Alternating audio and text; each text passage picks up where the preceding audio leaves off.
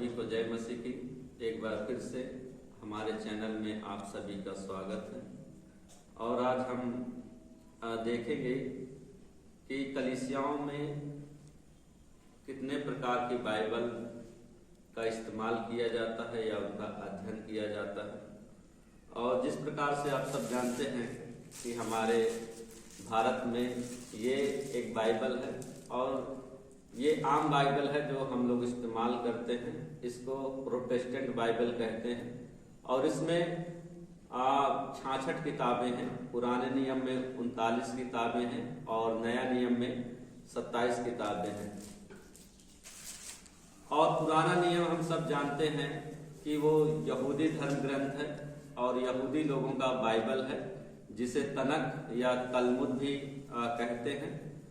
और उनके किताब में, उनकी बाइबल में पुराना नियम 24 किताबें हैं, जबकि हमारे में 39 है। ऐसा क्यों है? क्योंकि उनके में यहूदी धर्म ग्रंथ में जो एजरा और नहमिया की पुस्तक है, दोनों मिलाकर के एक ही पुस्तक है। हमारे यहाँ दोनों अलग अलग हैं और उसमें एक ही पुस्तक है। और जो पहला सामुएल दूसरा सामुएल है, वो भी दोनों मिलाकर के एक किताबें हैं।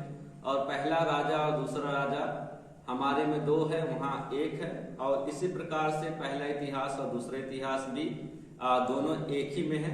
और जो हमारे में 12 छोटे छोटे नबियों की किताब है, वो कुल मिलाकर के एक ही किताब है। इस प्रकार से यहूदी धर्म ग्रंथ में जो 24 किताबें हैं और हमारे यहाँ उसको विस्तार रूप दे करके पुराने नियम में 39 किया गया है।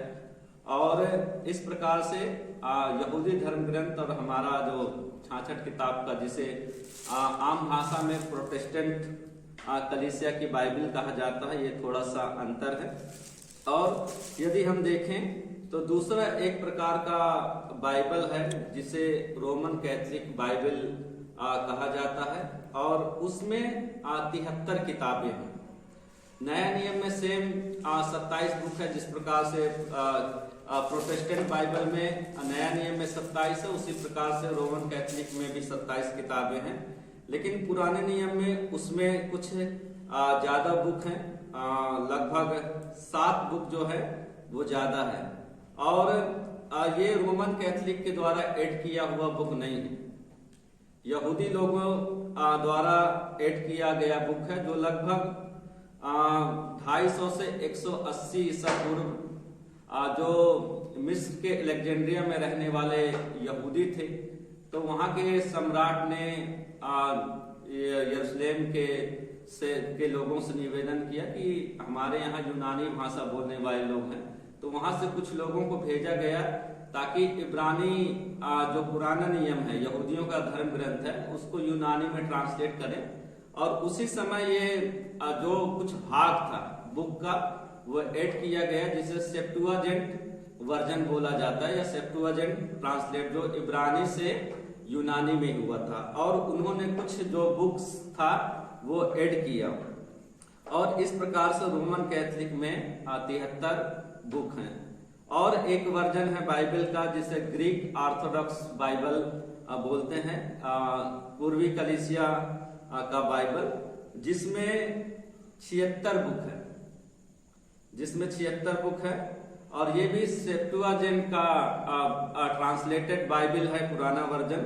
और नए नियम में इसमें भी 27 किताबें हैं, लेकिन इसमें भजन संहिता एक चैप्टर एक्स्ट्रा है।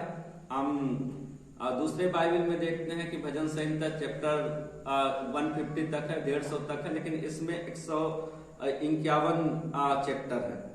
और इस प्रकार से ग्रीक ऑर्थोडॉक्स बाइबल में 76 किताबें हैं और प्लस भजन संहिता का एक्स्ट्रा एक चैप्टर है। और एक वर्जन है बाइबल का इथियोपियन बाइबल।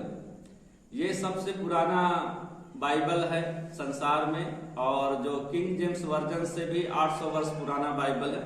और इसमें सबसे अधिक बुक है, लगभग 81 से लेकर के 88 बुक तक है। और ये भी जो इस्तेमाल करता है वो सेप्टुअजिंट ट्रांसलेटेड बाइबल इस्तेमाल करते हैं। और लेकिन नए नियम में भी इनका कुछ ऐड है। और इनका अपना जो परंपरा है और बरनबास का सुसमाचार है, इस प्रकार का जो इन लोगों का ट्रेडिशन है, परंपरा है, नए नियम के भाग में उन लोगों ने ऐड करके रखा है। तो उनकी जो बुक्स है 88 बुक्स है, और कहीं कहीं वो 90 से भी प्लस बुक्स हो जाते हैं। तो ये रहा कुछ बाइबल का वर्जन जो कलीसियाओं में इस्तेमाल होता है। यहाँ मैं कुछ यहूदी बाइबल का जिक्र किया और प्रोटेस्टेंट बाइबल का, रोमन कैथोलिक का, ग्रीक ऑर्थोडॉक्स बाइबल और इथोपियन बाइबल का मैं जिक्र किया। और मैं उम्मीद करता हूं कि ये सब जानकारी आपके जीवन के लिए आशीषमय होगी। आप सभी को सुनने के लिए धन्यवाद। सबको जय मसीह की।